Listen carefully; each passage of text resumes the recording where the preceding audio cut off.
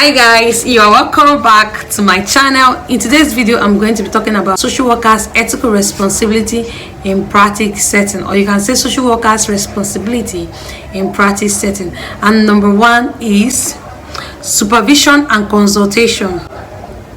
Social workers who provide supervision or consultation should have the necessary knowledge and skills to supervise or consult appropriately, and should do so only within their areas of knowledge and competence. B. Social workers who provide supervision or consultations are responsible for setting clear, appropriate, and culturally sensitive boundaries. C. Social workers should not engage in any dual or multiple relationships with supervisees in which there is a risk of exploitation or potential harm to the supervisee. D. Social workers who provide supervision should evaluate supervisees' performance in a manner that is fair and respectful. And number two is education and training. Social workers who function as educators, field instructors for students, or trainers should provide instructions only within their areas of knowledge and competence, and should provide instruction based on the most current information and knowledge available in the profession.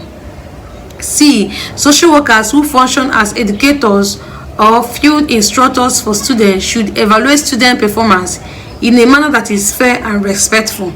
C. Social workers who function as educators or field instructors for students should take reasonable steps to ensure that clients are routinely informed when services are being provided by students. D.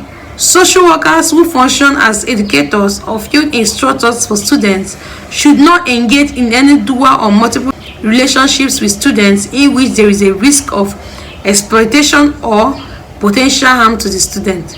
Social work educators and field instructors are responsible for setting clear, appropriate, and culturally sensitive boundaries. Number three is performance evaluation. Social workers who have responsibility for evaluating the performance of others should fulfill such responsibility in a fair and considerate manner and on the basis of clearly stated criteria. Number four, client records.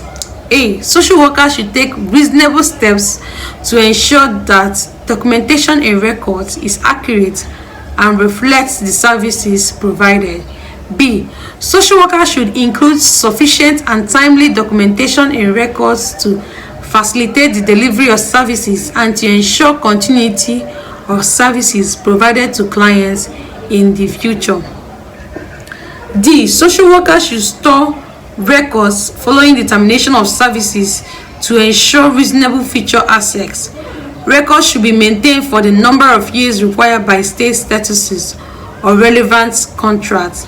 Number five is billing. Social workers should establish and maintain billing practices that accurately reflect the nature and extent of services provided and that identify who provided the service in the practice setting. Number six is client transfer.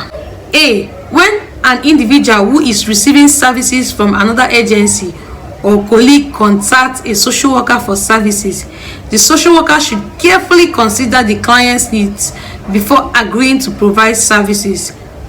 To minimize possible confusion and conflict, social workers should discuss with potential clients the nature of the client's current relationship with other service providers and the implications, including possible benefits or risk, of entering into a relationship with a new service provider.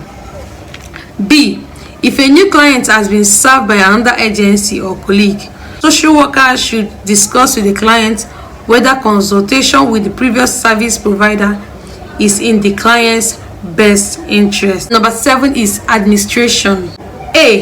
Social work administrators should advocate within and outside their agencies for adequate resources to meet clients' need. B. Social workers should advocate for resource allocation procedures that are open and fair when not all clients' needs can be met.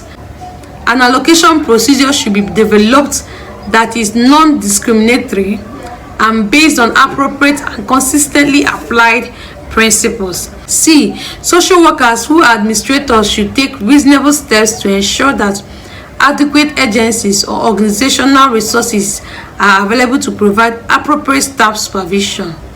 D. Social work administrators should take reasonable steps to ensure that the working environment for which they are responsible is consistent with and encourages compliance with the NASU's Code of Ethics. Social work administrators should take reasonable steps to eliminate any conditions in their organizations that violate, interfere with, or discourage compliance with the code. Number 8.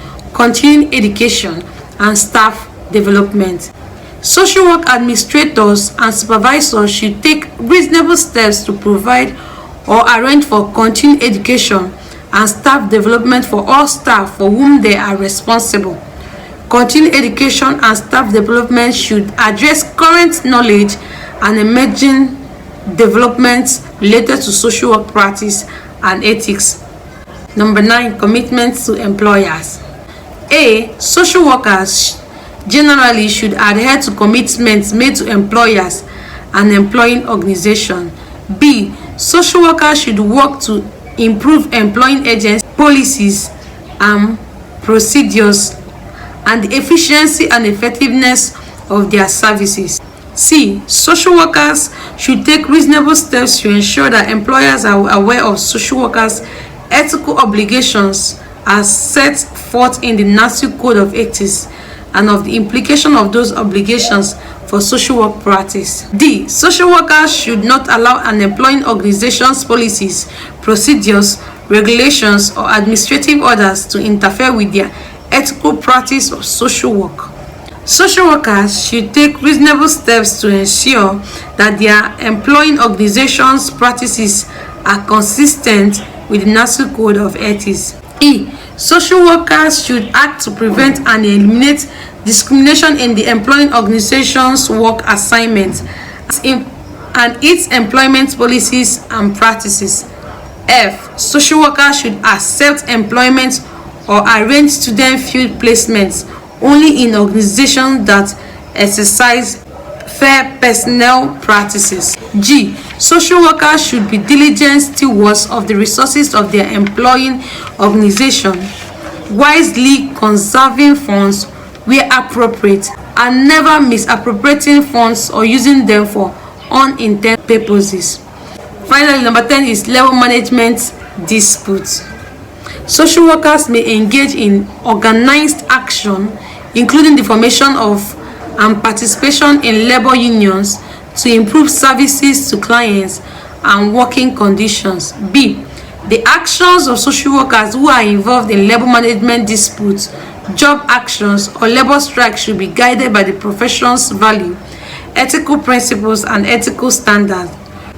Reasonable differences of opinion exist among social workers concerning their primary obligations as professionals during an actual or threatened labor strike or job action. Social workers should carefully examine relevant issues and their possible impact on clients before deciding on a course of action. These are the social workers' ethical responsibilities in practice setting, or these are the social workers' responsibilities in practice setting. Thank you so much for watching this video. If you find this video very helpful, don't forget to click the like button and subscribe to this channel. Share to others so that they can learn. People that want to be social workers, people that are already social workers, and people that are into social work already. Please do well to share this video, subscribe, and drop your comments on the comment section, and I will do well to reply. Thank you very much and have a wonderful day. See you in my next video. Bye bye.